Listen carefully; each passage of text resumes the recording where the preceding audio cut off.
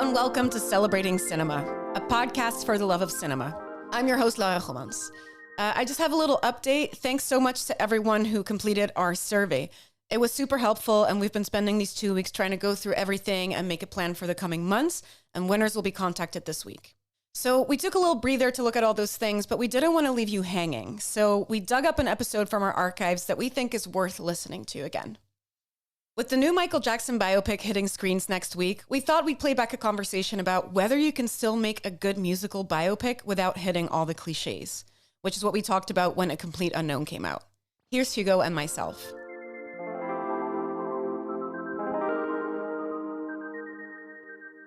It feels like the year has only just kicked off and we're already super stacked with musical biopics. We had Robbie Williams as a monkey in Better Man. We had Aznavour. We have a movie about Maria Callas coming up. But the biggest one is definitely James Mangold's depiction of Bob Dylan's early years, A Complete Unknown, starring Timothée Chalamet. So we're going to dive into that in a little bit. But first, Hugo, what have you been watching lately? Recently I went to the cinema by myself and I was joined by one other stranger in the screening room to watch Den of Thieves 2 Pantera, starring Gerald Butler. Wow. I hear that's terrible. No, it's actually quite great.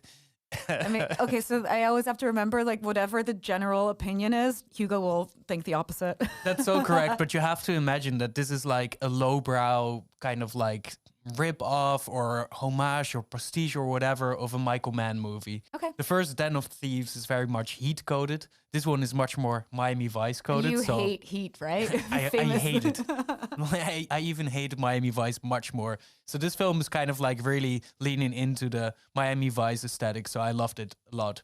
Just for the listeners at home, Hugo is always and forever wearing a Heat cap. Today I'm not actually. Today he's not. It's like, what's different? It's like, did you get a haircut? It's like, you're not wearing your hat. There's an incredible heist in the film. They're robbing like a huge diamond bank, and it's good. It's just a good time at the movies, which is what we need. I love a good time at the movies. I've been watching tons, like 2 movies a day for like most of the year so far. So I feel like my letterbox is really racking up some good ones.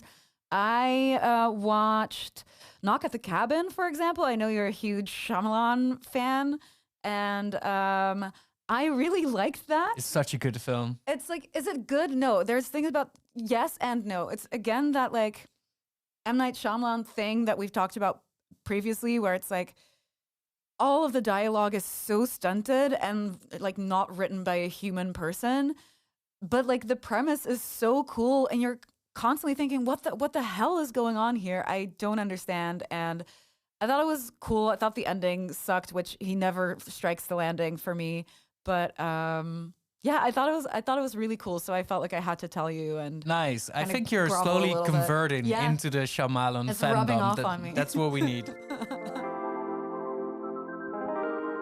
The people that know me well know that I am very boomer coded. Not in the old man yelling at clouds type of way, but more in the vein of I am obsessed with old-timers like Van Morrison, Neil Young and Paul McCartney. I once actually tricked myself into a Randy Newman fandom, resulting in me being in the top 0.01% listeners of the singer-songwriter and fixer-composer in my Spotify Wrapped in that year. Currently, I'm reading a book about all the studio sessions Paul McCartney did in his solo career after he split with the Beatles. And for a millennial on the verge of boomerdom like me, this can't be more exciting. So naturally, I am also the ideal target audience of A Complete Unknown, the Bob Dylan biopic starring Timothée Chalamet as the folk poet who became a rock and roll Judas when he swapped his acoustic guitar for electric set during the Newport Folk Festival of 1965. Electrifying stuff indeed. And yet, James Mangold's newest musical biography left me somewhat cold. Here you have one of the most influential and enigmatic artists of the 20th century in a surface-level film that never really gets to the heart of what makes Dylan so fascinating. It's not his musical genius, which he obviously has, but his unwillingness to be labeled or categorized that has made him such a compelling figure for over 6 decades. It's for good reasons Todd Haynes made a Dylan biopic in 2007 called I'm Not There, that uses 6 different narratives and lead actors to try to get to the core of the ungraspable and ever-shifting identities of the musical enigma. That film also low-key sucks, by the way, and again reinforces how hard it is to make a proper biographical film about the people that are larger than life. Recent biopics like the insufferable Freddie Mercury flick Bohemian Rhapsody and the turgid drag of an Elton John film Rocketman confirm that most people are in it for a cheap dose of nostalgia shot straight into our veins. It's the cinema equivalent of buying the best-of album on vinyl, all the familiar hits without any interesting angle or artistic risk. That's why the fictional music biopic Walk Hard, the Dewey Cox story, was such an apt satire of this genre of films that is so aggressively formulaic it makes me want to scratch my eyes out and pierce my eardrums with a pencil too. Dewey Cox showed us that we can literally think of any incredible artist and make a by-the-numbers film about them. Is that really what we need, time and time again? And while I am saying this, I'm reminding you all that a Bruce Springsteen film starring Jeremy Allen White, aka the guy from The Bear, is also coming up soon. When I think of good biopics, I think of films that somehow capture the internal energy of the people they cinematically evoke. The first 30 minutes of Michael Mann's Ali, for instance, convey the inner turmoil of the iconic boxer that finds himself caught in the crazy politics of America. Somewhat similarly, Todd Haynes' Velvet Goldmine managed to evoke an entire era of glam rock in what is not an official, but secretly a kind of biopic about David Bowie. This film is on purpose anti-nostalgia. It examines the strange relationship we have with music throughout our life, and as we get older and the relentless passing of time gets the best of us. It's a film about where we put music deep inside our soul, instead of just fetishizing all the cool tunes some genius has churned out. So bringing it all together, I want to raise the question: how can the frames of the camera capture something so mystical and profound about the creative geniuses of our time? And why is it so hard to make a musical biopic that's actually good? And as our friend Bob Dylan would sing, the answer is blowing in the wind. So I take it you're a huge fan Of the movie. Well, I think you can hear from the cold open that I'm a huge fan of Dylan, actually. Yes. And I'm really just somewhat obsessed with the man because he's so endlessly fascinating, has done so many different things in his life, is, like I said, so entirely ungraspable. And then you're watching a movie like Complete Unknown. You're traveling in the North Country Fair. I say no one wants to hear what a kid wrote last month. Well, I like your songs. Where the winds hit heavy on the borderline. Who wrote this? He did. Remember me. How about that Joan Baez, folks? Well, she's pretty. Sings pretty. Maybe a little too pretty. Your songs are like an oil painting at the dentist's office. You're kind of an asshole, Bob. If you go And it just feels like it kind of demystifies the entire fascination that you have with the guy. It just presents it in such a plain way that just lacks maybe mystery or intrigue or whatever. It's hard to really put our finger on it, and that's what the purpose of this episode is, of course. But I was wondering, what did you think watching Complete Unknown? Yeah, I am a Dylan fan, not throughout all of the ages. You don't like his born again Christian era? Never got into it. I'm very much like from like the early work to like I want to say like 76, where he did like the kind of country with all the fiddles and the like with Hurricane and Oh Sister and like that whole thing. That was my vibe. I worked at a publication where I had to write obituaries for people who hadn't died yet. Yeah. You wrote one on Dylan? Yes. You got to have them at the ready. You know, you got to have them locked and loaded when it happens. And let's hope it takes a while before it does. But so I did spend a whole bunch of time like with Bob Dylan, like trying to write his obituary, unfortunately. So I did. For when he's knocking at heaven's door. God, thank you, Hugo. That's beautiful stuff. And so I did know about the whole like Dylan Goes Electric, and I didn't know it was a big deal, but I don't think I fully understood why it was such a big deal until I saw Complete Unknown. I was like, oh yeah, now it kind of makes sense, but also it kind of doesn't. But this is exactly what's so interesting about the film. And I find the film, by the way, endlessly fascinating because I think the film doesn't work. And that makes it interesting for me because the film feels a bit broken on the inside. And then I am somewhat intrigued about the brokenness. But the huge finale of the film is basically the moment, right, where Bob Dylan turns electric and betrays the entire roots of the folk scene in New York in the 1960s. And this should be a climactic scene in the film, but in the way that it is presented, in the editing and in the directing, it just kind of completely fizzles out for me. Yeah. There doesn't seem to be any importance. Whereas in real life, retroactively, if you look back to what that moment signified, you could say that it was somewhat of the early onset of the death of like the flower power generation in the 1960s. Like the Manson murders later on in the same decade would also mark a definitive end with this hippie generation and kind of like lead into the new cultural climate of the 70s. This is huge, looking back at it. But in the film, somehow it's portrayed in a very confused and messy way, and it doesn't really seem to register at all. Yeah, it doesn't get the scope of like what that whole thing like triggered or what it coincided with. And well, I can turn this into a question to you. What do you think this film is about? What do you think they are trying to say about Dylan, right? Is it about... He's a bit of a shit. yeah, that's maybe it. That he's just a bit of an asshole. A bit of a shit. I don't know. I think this is kind of the broader question of what do we want a musical biopic to say? Because here, I'll just like start off with saying I did have a good time the entire time. The first like 15 minutes, I was a little bit like, oh, I don't know. This is too Timothée Chalamet for me. I saw Dune 7 times. So for me, that's the Lisan Al Gaib. So like I was a little bit like, and then I kind of like relaxed into it a little bit, and I was like, oh, it is kind of cool to see how he like moved through that era, but it's also kind of unnecessary because the only thing you can do in a movie like this is be like, this guy was amazing, and the only way we can express this is by zooming in on a lot of faces, oh my God, looking at him going, wow, this is amazing.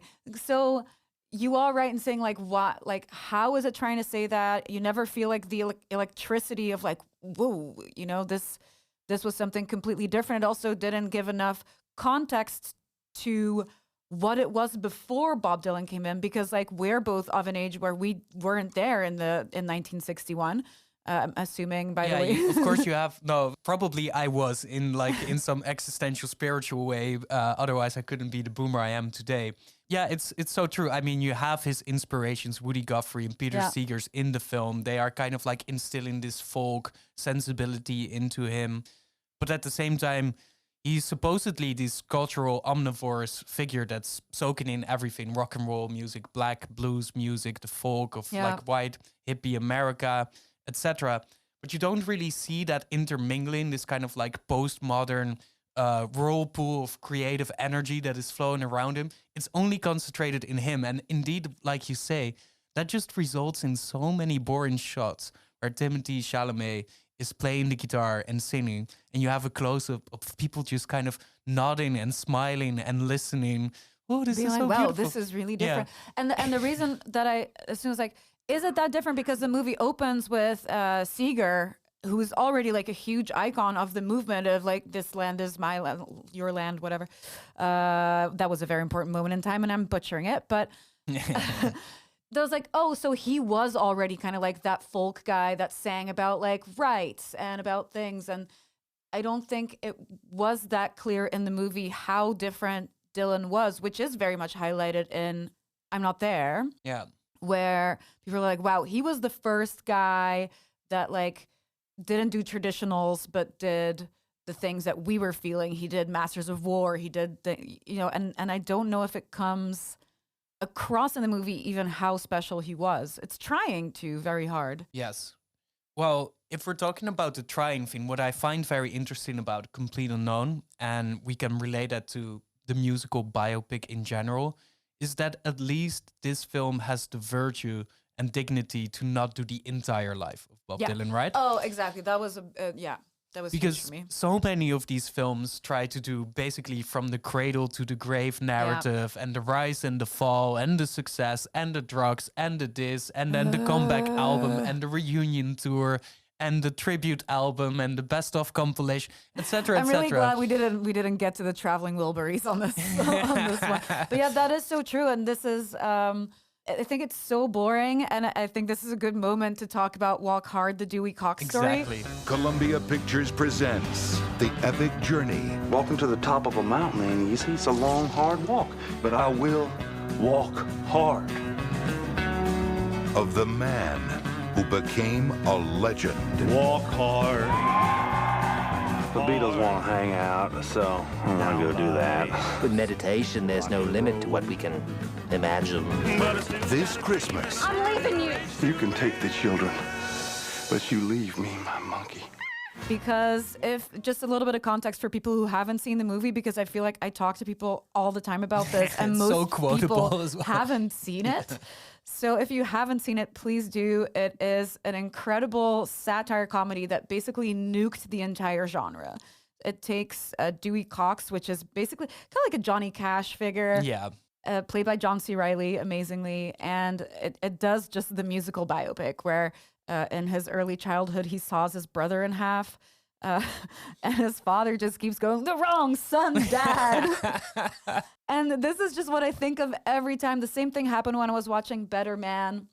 And the whole movie just like it's stringed together by flashbacks of his father going, you're not going to make it. You're not worthy. And it's just like, oh, I don't think it's possible to do the childhood to addiction to death thing anymore without just being immediately ridiculed by Walk Hard. Exactly, because in Walk Hard there's this very funny scene where he's like performing and on tour for the first time, and he's backstage and some of the other musicians are smoking marijuana and they're like, no, Dewey, you don't want this. Get out of here.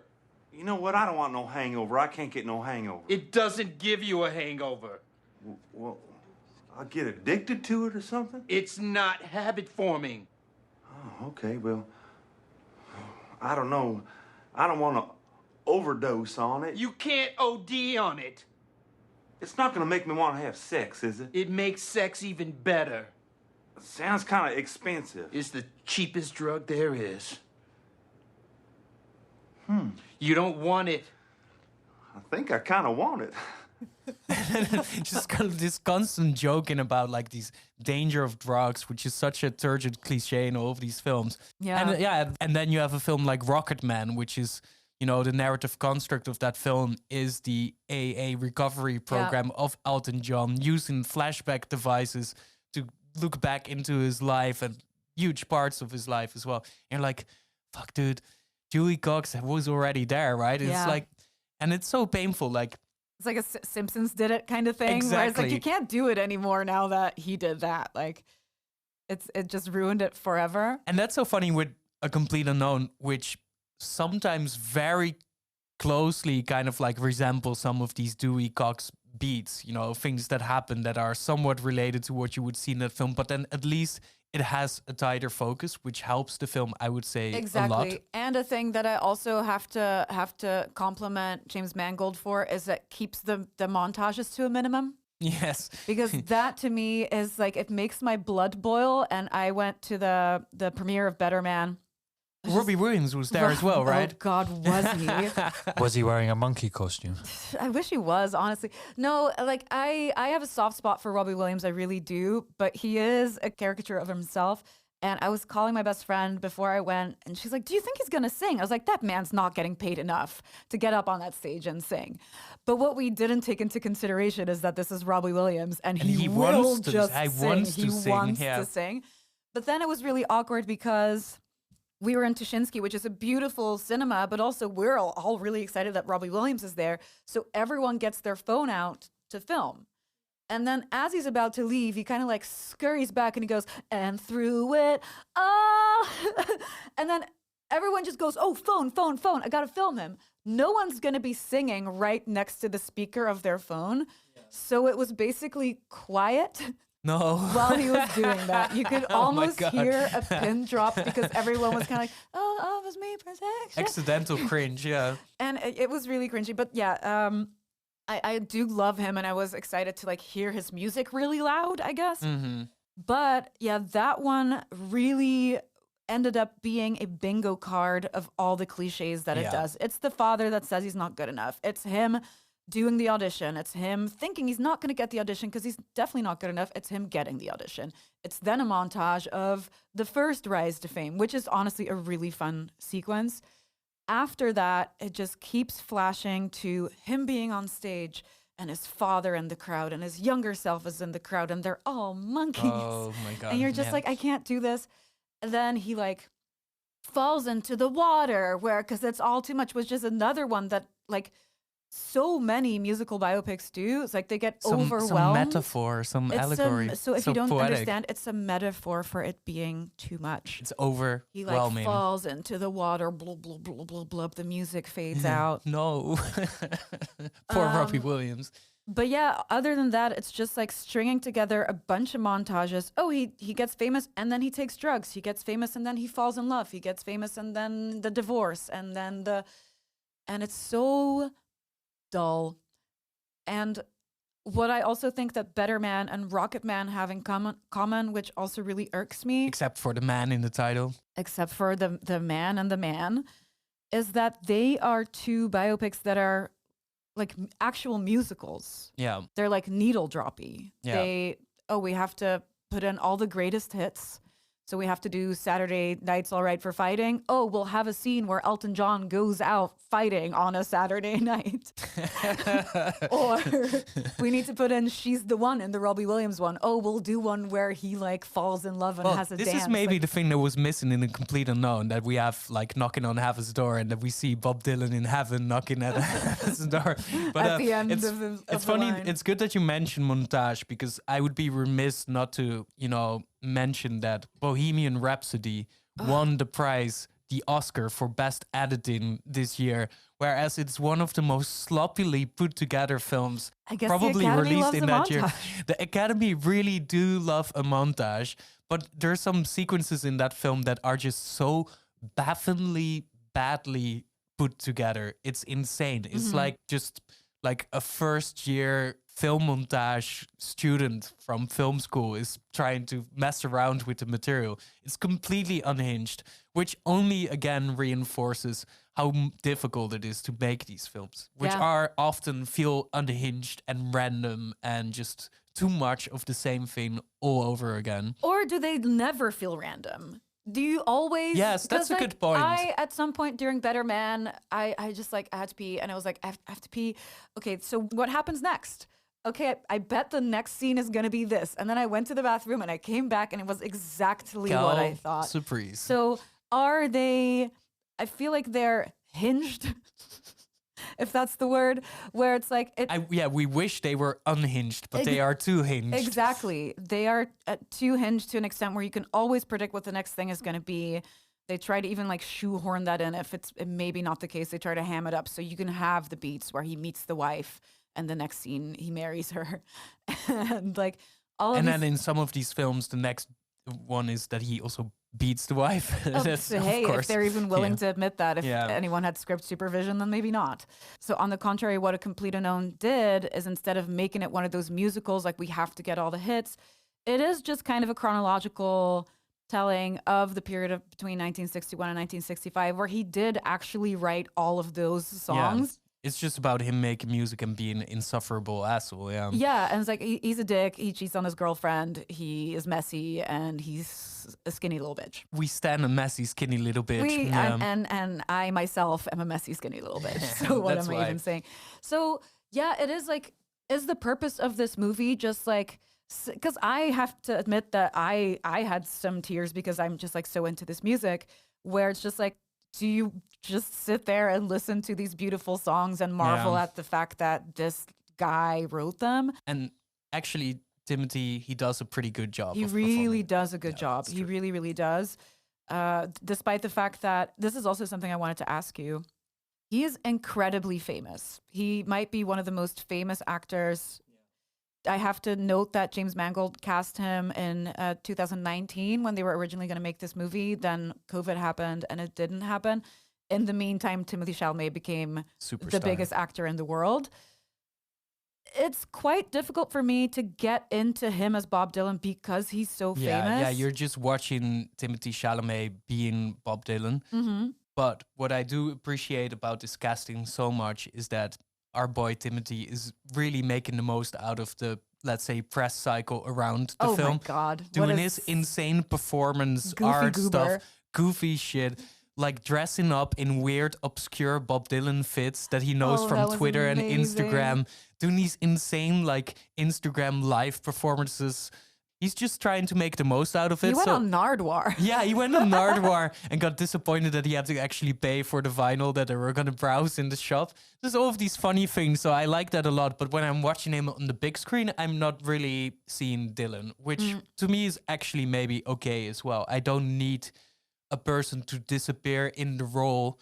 I need the film to do the work for me, not the actor, if that makes sense. Yeah. I want the film to externalize and convey what's inside the actor and not the actor to become a perfect copy. Exactly, because that is a trap that a lot of these movies fall into. Because then you get this like Oscar prestige Beatty performance, like Jamie Foxx in Ray, for instance, where it's like, oh, I, taught myself how to be blind as well and do all the perfect Yeah. mannerisms and this and Yeah. that. But then the film in itself is nice if you've watched it for the first time when you were like 14 or something. Imagine rewatching Ray now. It's probably going to be quite an insufferable drag to do so. Also because we've been over this story so many times. Overexposed. And I feel Yeah. the same about Rami Malek with Bohemian Rhapsody, Oh where it's my like, God. did you see the teeth? Yeah, exactly. teeth. I did the teeth. Do you like it? like- Do you like it? No, actually, We did- Rami, we don't. We hated it. Well, we've been hating a lot, Laura, on Yeah. many of these films. I think it's also time maybe to, turn it into an upside. What are some of the musical biopics that we actually do like and for what reason? Can I shout on this podcast? Yes. I will just say it quite loudly. Kneecap.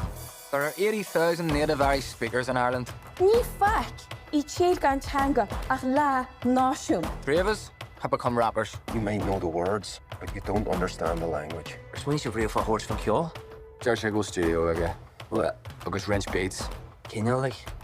Well, you hear Abbey Road, eh? Abbey what?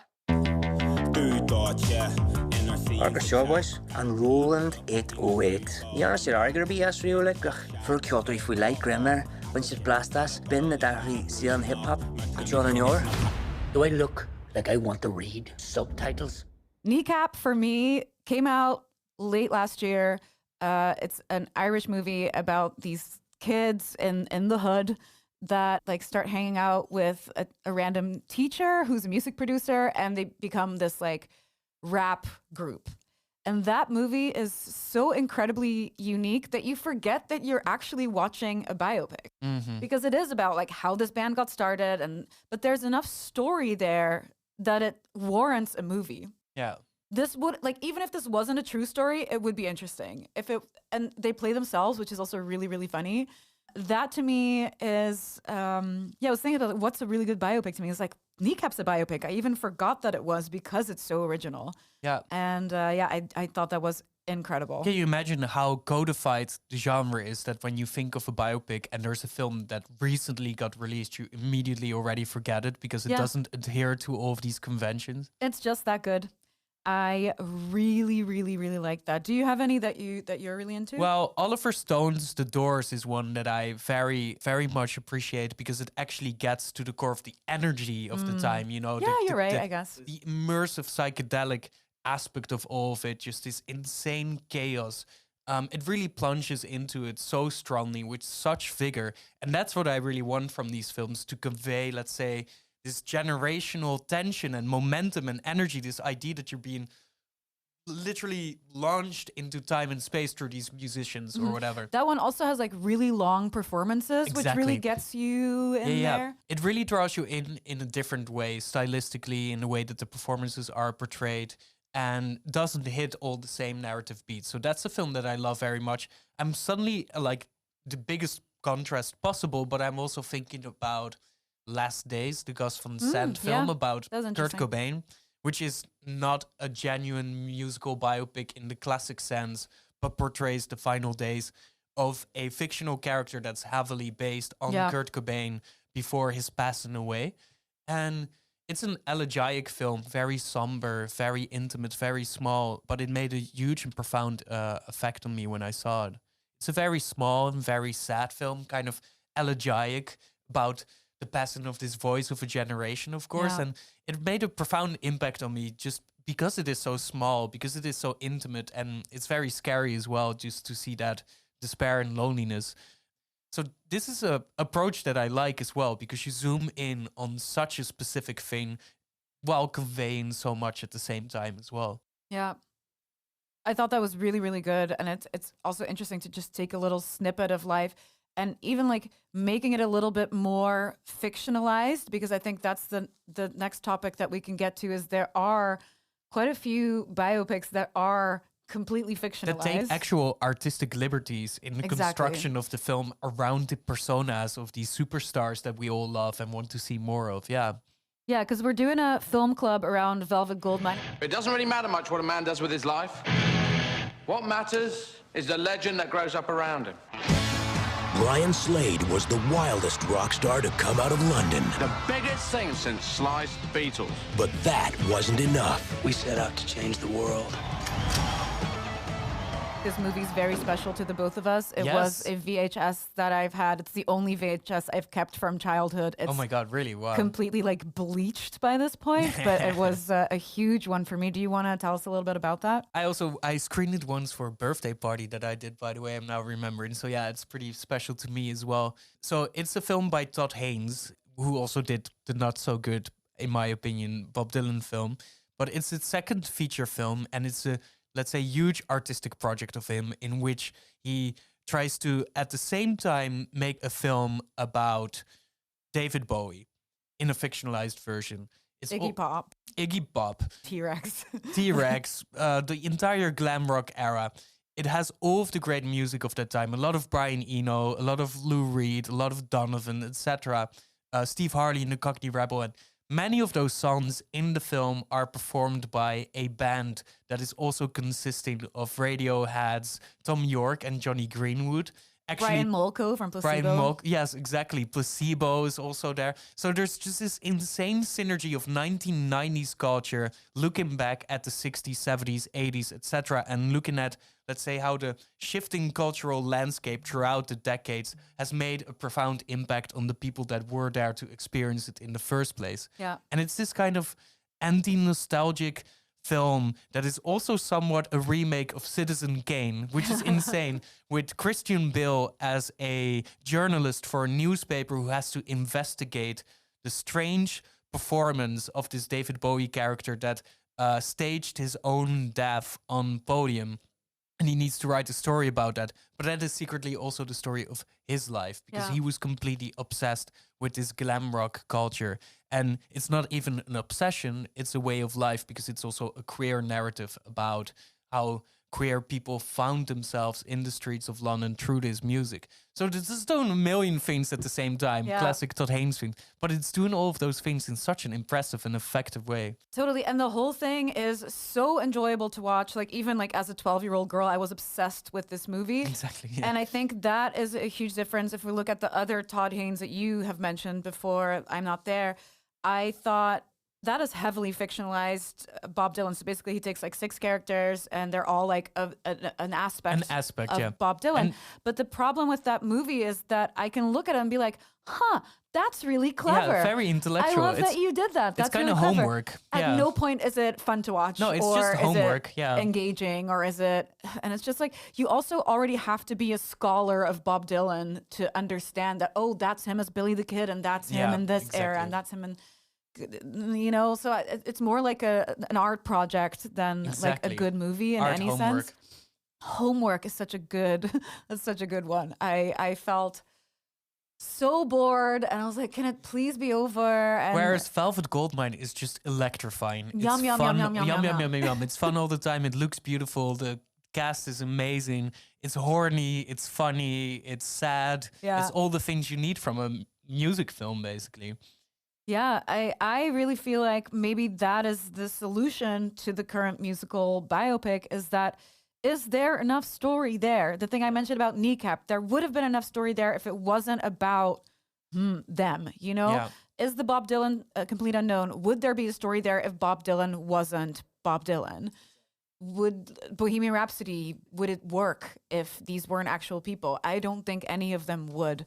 I don't think they would make interesting enough movies if it wasn't for the nostalgia factor. But maybe there's something to be said about the nostalgia factor. Well, it's a thing that we obviously need, and the musical industry and the film industry obviously play into that and pander that. You know, like we want to go back to the musicians of our youth that we adored and that we idolize. And a film is obviously one of the perfect ways to re-experience all of those things. But we often discuss this in this podcast as well, that there's something sickly about it, right?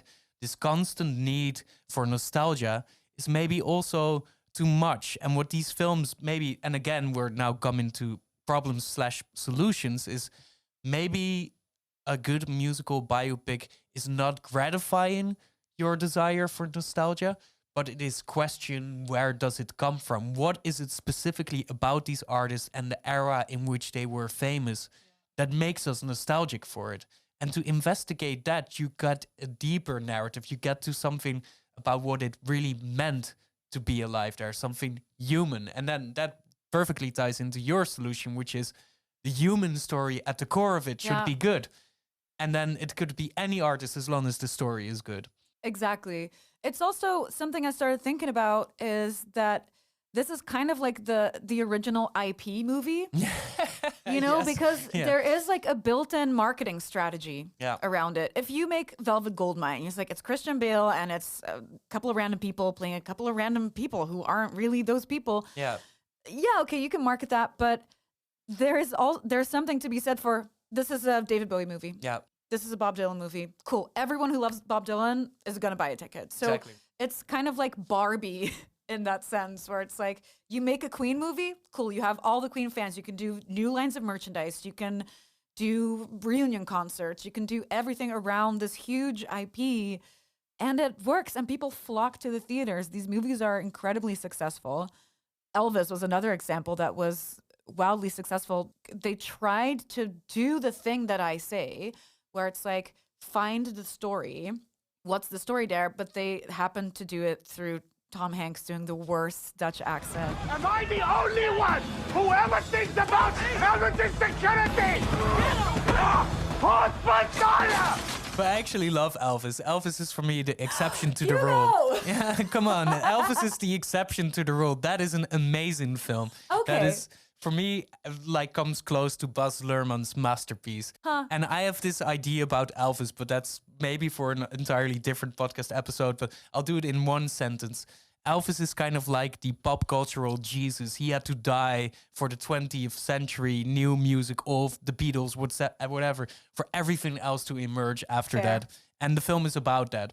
And that's beautiful. And I love that film so much. I mean, And I thought Austin Butler come on. did a great That's job. the best thing you know, ever. I like Austin Butler is like he is Elvis. He's still not losing the accent, and that's incredible to me as well. Hey, I need to stick up for my man Austin Butler. I hear you're single again. Please call me. He worked for 3 years with a vocal coach. Yeah. Everyone's like, oh, he's still doing the Elvis voice. Like, try working with a vocal coach for 3 years and then being like, oh yeah, I used to like use my voice the wrong way. Let's go back to that because otherwise people will be mildly But it's distressed. also maybe the spirit of Elvis is still inhabiting his body. I at least like to believe that. What do you guys make of a film like Priscilla then, that isn't necessarily a musical biopic, but it takes a look into the lives of those around these stars and how they're affected by it, perhaps? The problem with Priscilla for me is that it leans in too nicely into the main themes of Sofia Coppola's films, which is, you know, often young girls stuck in the gilded cage. Doesn't really, for me, explore that much around it. I did find the ending quite strong, but I found the film to be a drag as well. I would say that it is one of her least effective films that she has made.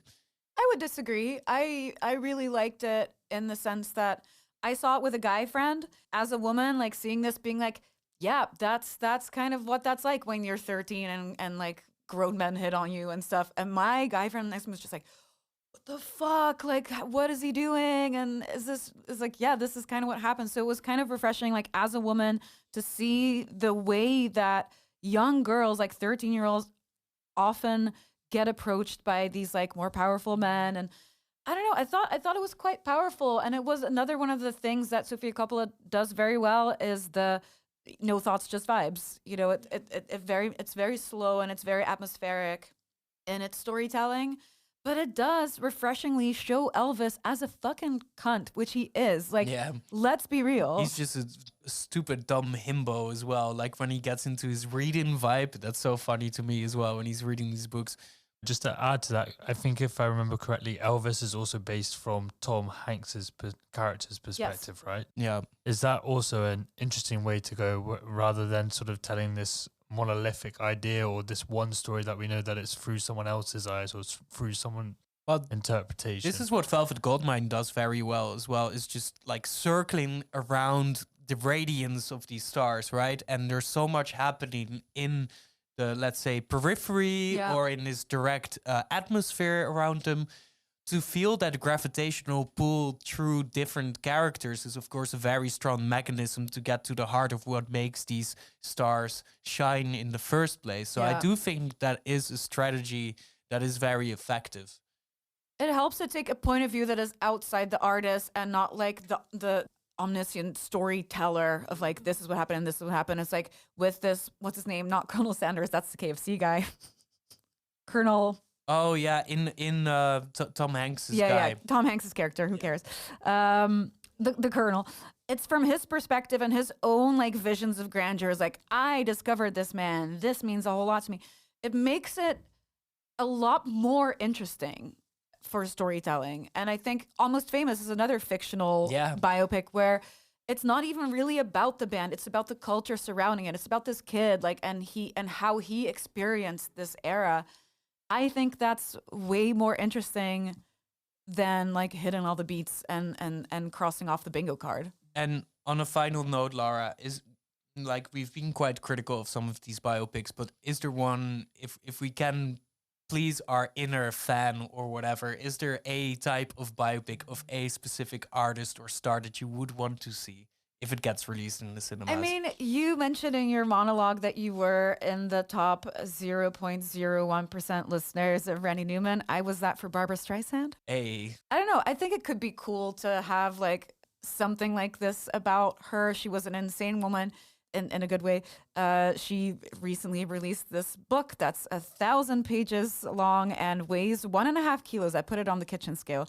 So I think that could be interesting, but like, do I need it, or is it enough for me to just like sit in my house and blast Barbra Streisand? Exactly, and think about it yourself, right? Exactly, or like read about her, or like all the things she did. So I don't know that we have Sam Mendes doing the Beatles. I just wanted to mention that because then we go back to my opening and my boomer, attitude. I am genuinely excited about these 4 Beatles films. Me too. Because Sam Mendes, for the listeners that don't know, he's gonna do 4 biopics of all the individual Beatles, also with all the intersecting narratives, of course, of all of these huge personalities as they are in the band, etc. That is very interesting because there's so many scholarly research done on the intricate inner workings of this band, and then to have 4 different film versions, basically Rashomon with the Beatles, right? I'm honestly like kind of excited about this. Yeah, I'm really, really hyped for that. And like, there's already 1,000 Beatles movies. Did you see Backbeat?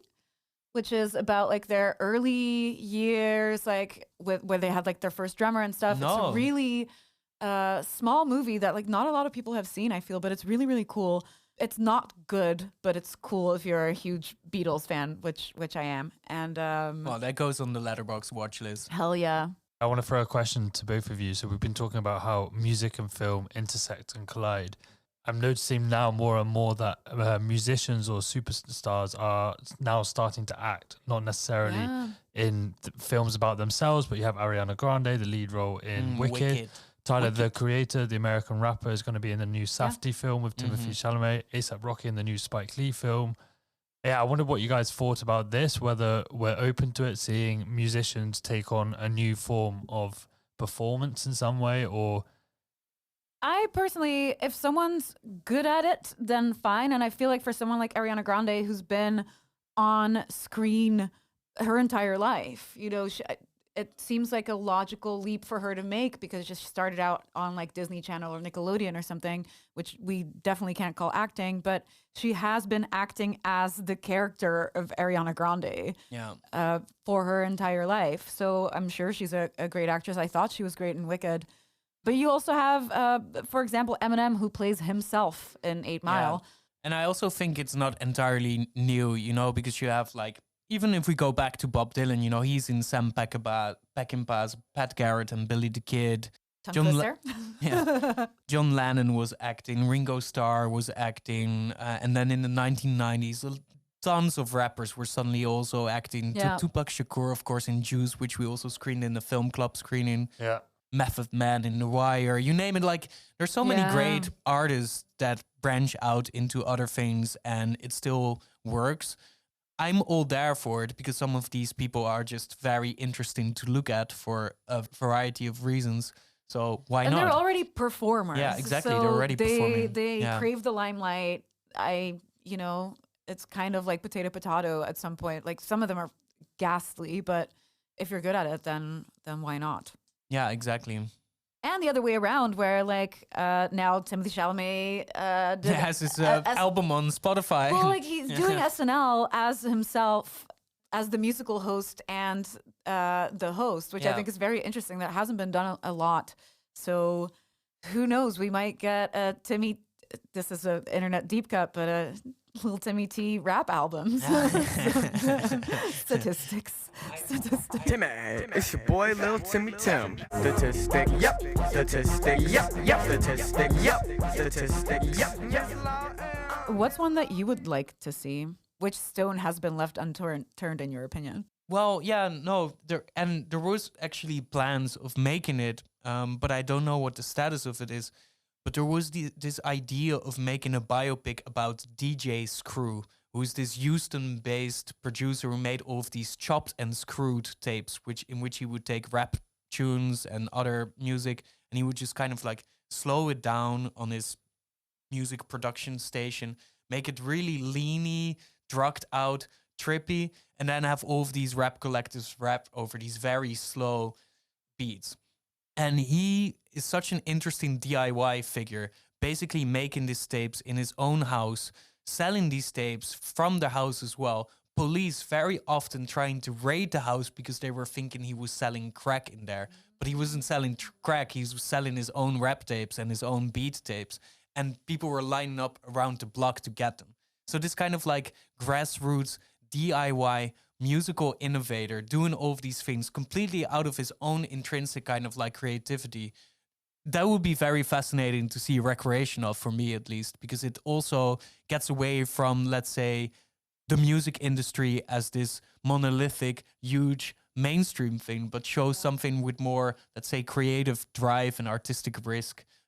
Something like that I would like to see. It feels like there's, again, enough of a story there to tell. Yeah.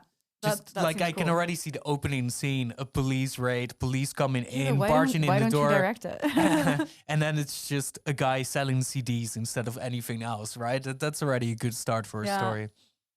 Yeah, I think that's the thing. Like there just needs to be an interesting like take on the story, and then where I'm concerned, just like keep them coming.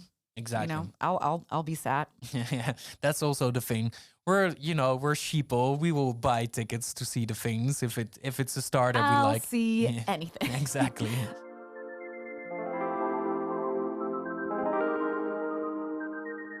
Stay connected with us at Celebrating Cinema and Lab by following @Lab111 on Instagram and Letterboxd. Do you love what we do? Support us by leaving a review on your favorite podcast platform. It really helps us climb the ranks of the podcast charts. This was a Lab 111 production, edited and produced by Elliot Bloom, and co-produced by myself, Laura Gommans. Music comes from Hugo Emmerzael, and the artwork is by Studio FFF.